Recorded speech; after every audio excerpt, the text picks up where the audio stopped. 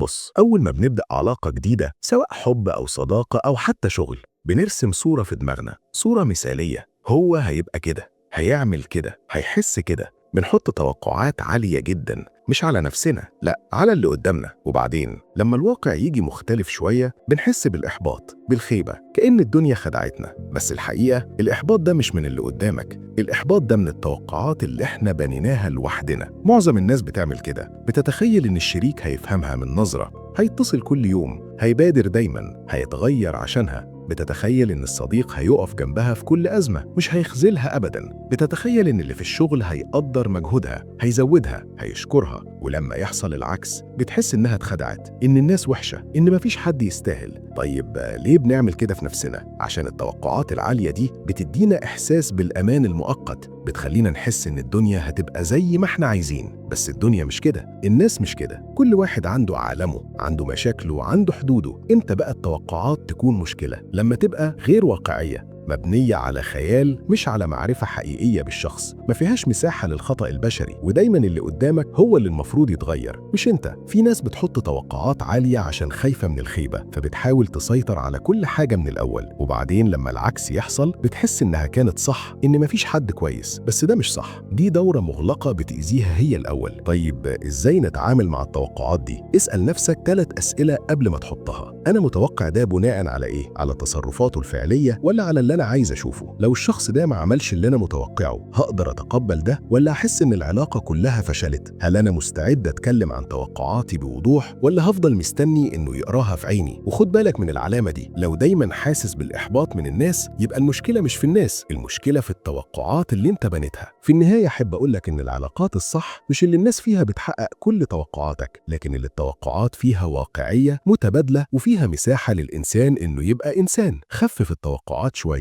وزود التواصل، هتحس بالراحة أكتر، والإحباط هيقل، والناس هتبقى أحلى في عينيك.